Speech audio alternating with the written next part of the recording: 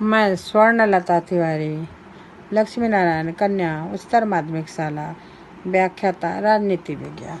अब तुम लोगों को शीत युद्ध के दायरे के बारे में बताऊंगी। शीत युद्ध द्वितीय विश्व युद्ध के महायुद्ध के उपरांत की अंतर्राष्ट्रीय राजनीति का एक महत्वपूर्ण स्वरूप है, जिसकी व्याख्या दो प्रकार से की जा सकती है। प्रथम, यह दो विरोधी विचारधाराओं, जीवन पद्धतियों, उदारवादी लोकतंत्र तथा सर्वाधिकारी साम्यवाद के बीच सर्वोच्चता प्राप्त करने के लिए संघर्ष था।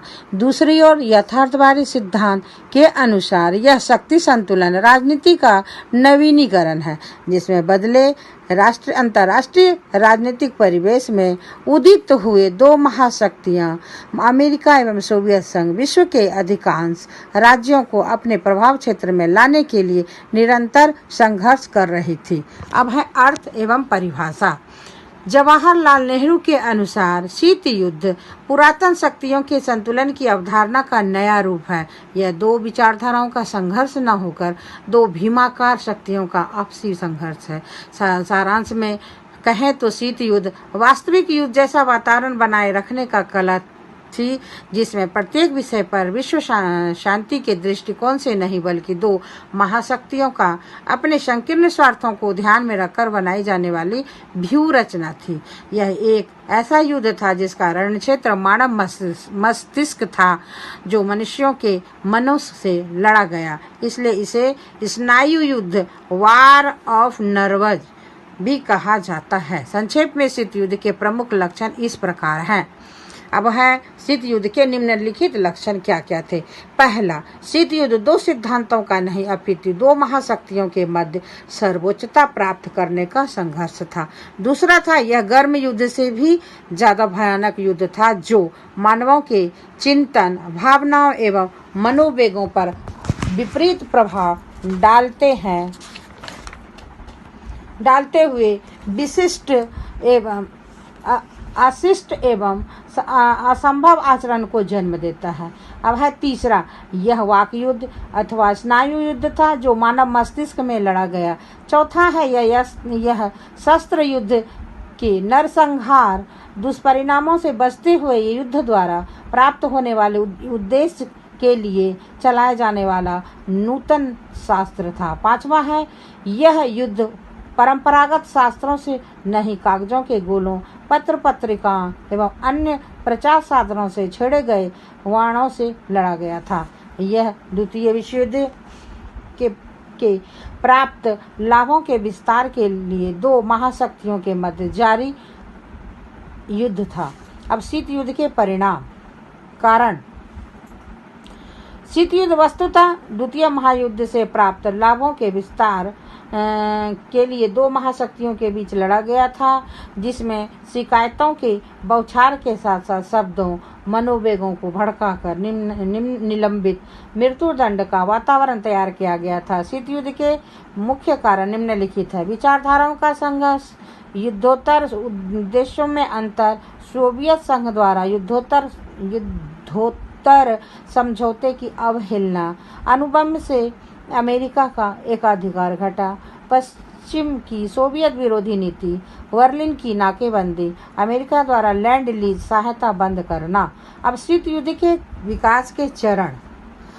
लगभग 3.5 दशकों तक दो महाशक्तियों के मध्य चला शीत युद्ध संदेह और अविश्वास से उत्पन्न संभावित खतरों से अपने को सुरक्षित करने हेतु गुप्त समझौतों, सैनिक गठबंधनों से प्राप्त नैतिक बल से वाक युद्ध को प्रारंभ करते हुए उसे ऐसी स्थिति में ला खड़ा कर दिया था, जिसमें तीसरा महायुद्ध और उसमें अणुशस्त्रों का अधिकतम प्रयोग किए जाने की संभावना अवश्यम भावी दिखाई पड़ने लगी है थी।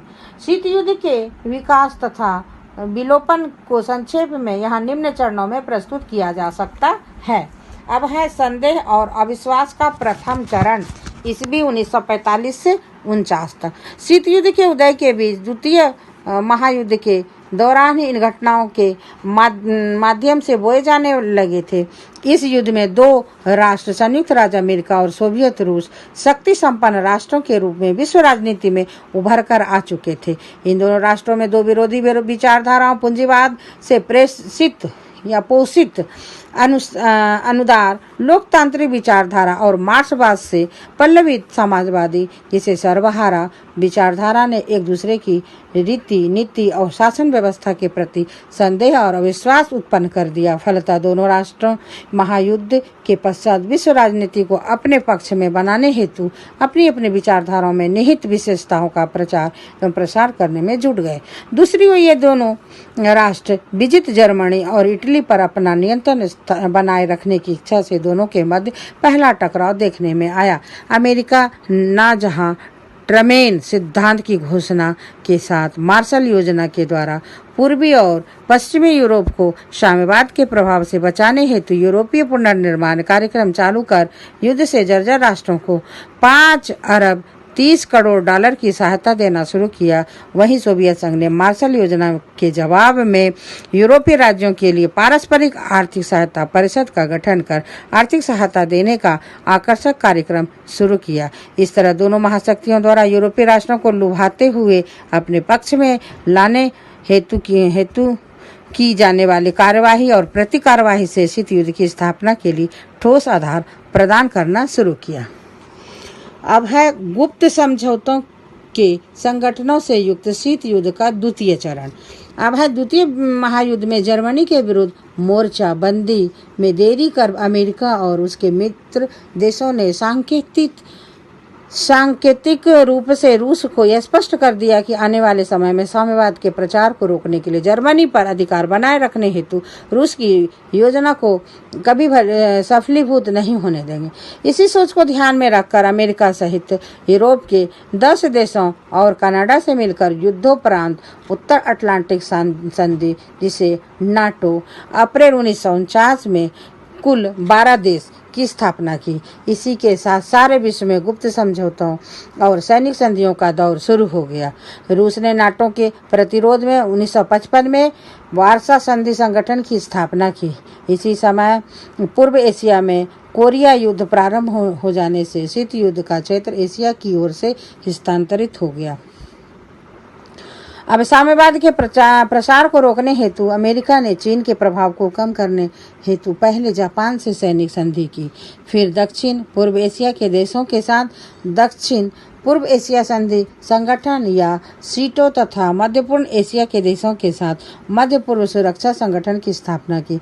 इन सैनिक संगठनों के बनने से पूरा विश्व लगभग 2 खेमों पश्चिमी खेमा और पूर्वी खेमा में विभक्त हो गया और वाक युद्ध यानी कागजी गोलों से लड़ा जा रहा शीत युद्ध सैन्य तैयारियों से गर्म युद्ध की संभावना की ओर बढ़ने लगा। आज का क्लास यहीं खत्म होता है। आगे मैं तुम्हें क्यूबा संकट बताऊंगी।